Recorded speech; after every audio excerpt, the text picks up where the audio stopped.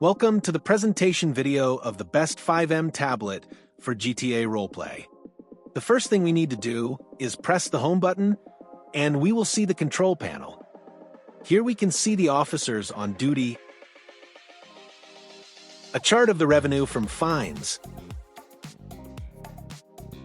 active traffic radars, highlighted notes with relevant information, inmates, with information about the police station, the cell, and the sentence duration. Here we can see the gallery of wanted individuals along with their photographs. If we click on it, we can see the reason for the warrant, the most recent reports and incidents. We can even set a monthly officer.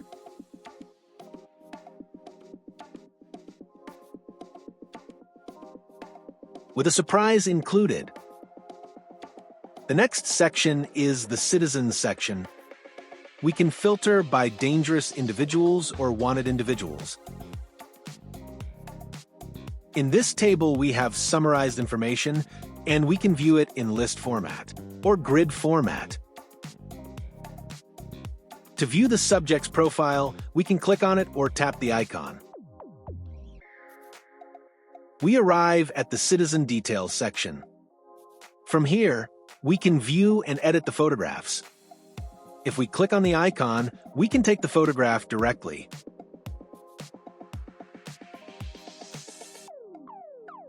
We can create, edit, and assign tags.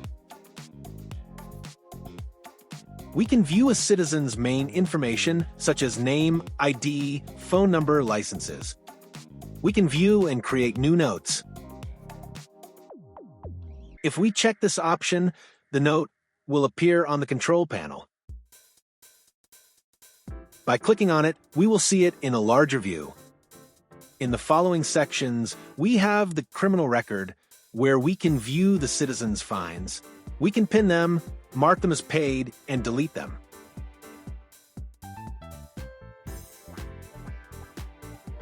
In the radar section, we will only see speed camera fines. In the vehicles section, we can see the citizens' vehicles. In properties, we can view their homes.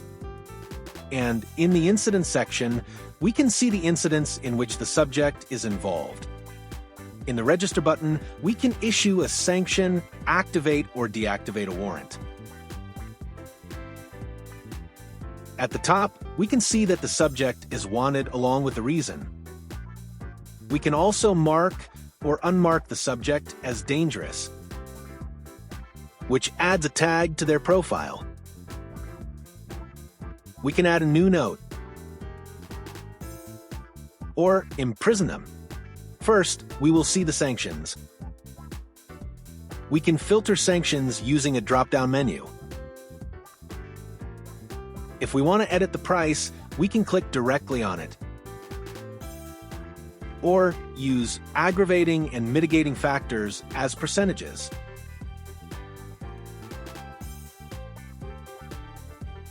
Here you can see the newly added fines.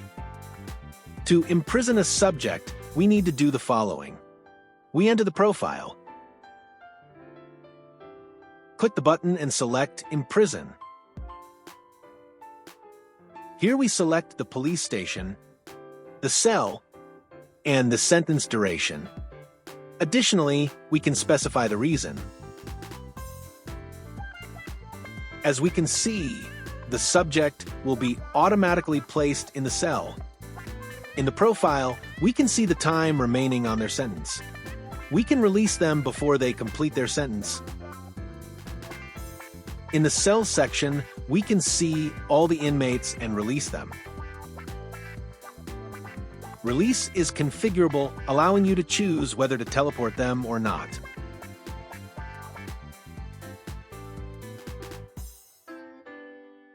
Here you can see that they have been taken directly to the release point. The next section is the impound lot, where we can see vehicles seized by the police, along with detailed information about the vehicle and its owner. To impound a vehicle, we position ourselves near it or inside it. We click the Impound button, and we will see information about the vehicle, as well as additional fields that we need to fill in. To take a photo of the vehicle, we need to go to the gallery section and click on Take Photo. We copy the link and paste it.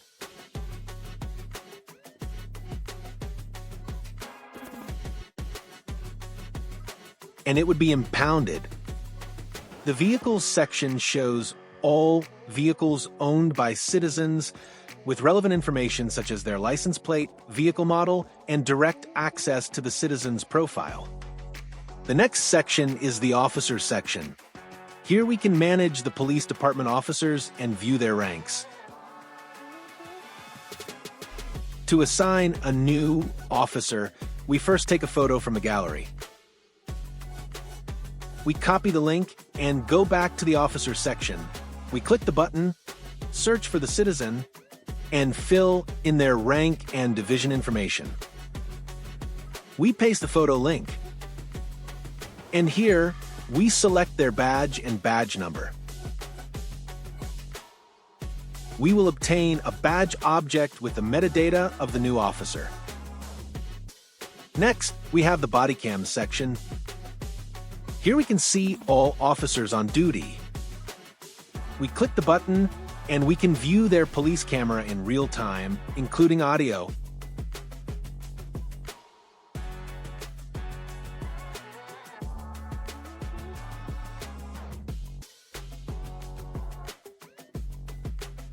The next section is the storage, where we can see the items stored in each police station. Each item has its quantity, weight, and an optional description. We previously saw the cells, so we'll move on to the incidents. Here we can see a list of incidents with their ID, date, creator, and a brief description. To create an incident, we click the button and fill in the information. The text is customizable. In this tab, we select the officers and civilians involved.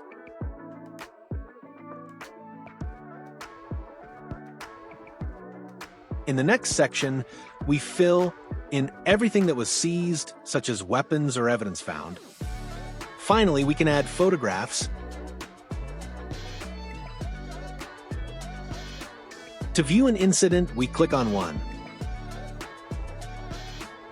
Here we can see the main information such as IDs, civilians and officers involved, etc.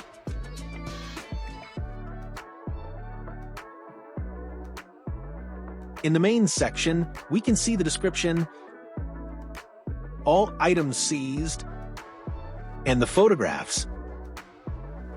With the Edit button, we can access the incident modal again to update it.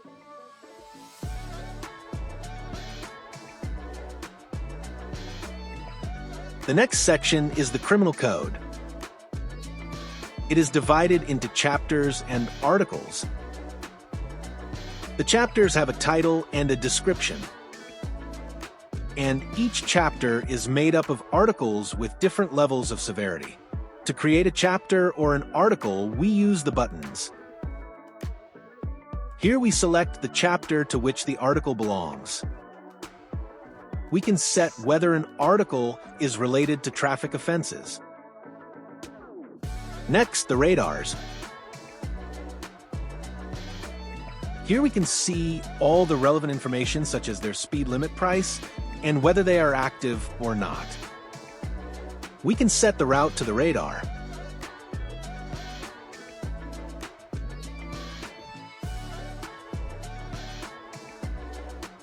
To set up a radar, we first go to the desired location. We click the button and fill in its information. Here we indicate whether it will be active or not. Using the keyboard and mouse, we set the zone. We can move it or make it larger or smaller.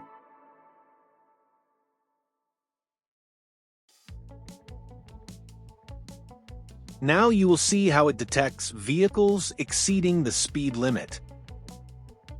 It will trigger an alert showing the model, license plate, speed, and color. From the dispatch, we can see the alert with a radar camera icon. We continue with the gallery application, where we can view photos sorted by date. See them in full size. Copy the link. And delete them. With this button, we can take a new photo using zoom controls.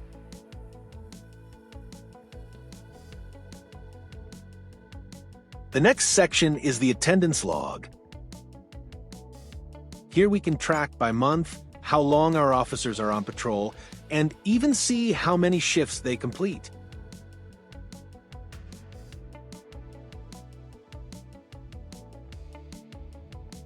The next section is assignments.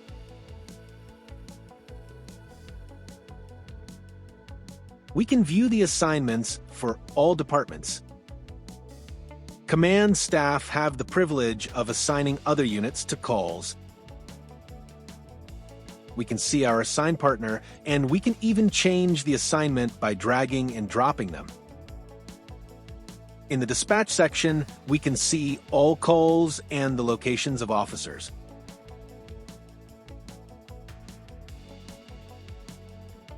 Each call has a custom icon. On the left panel, we can see the calls in order. Here you can see the previous speed alert. With right-click, we can view the call on the map, complete it, or skip it. We can assign ourselves to the call. And if we are command staff, we can assign units to the call. Let's complete this call. It disappears from the map and the panel, and it will be moved to the completed section. To locate an officer, we go to the Officers tab. Here we have the list of officers on duty. By clicking the icon, it will take us directly to their location. We can change the color of our reference using the drop-down menu in the top right corner. Now you will see how the teammate changes it as well.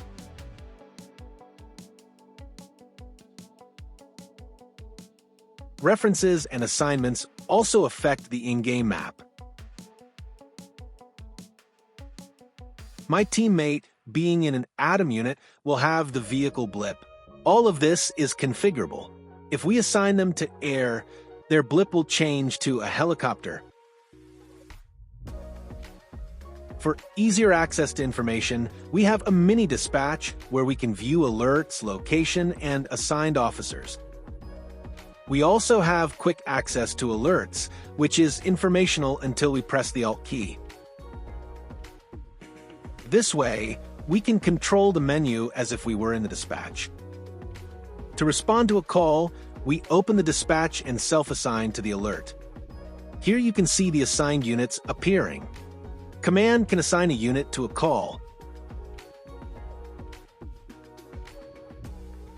In the mini dispatch and quick access, we can also check the assigned units.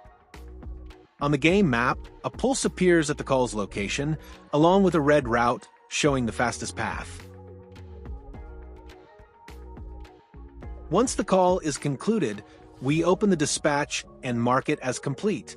This way, it will no longer appear on the game map for the assigned units.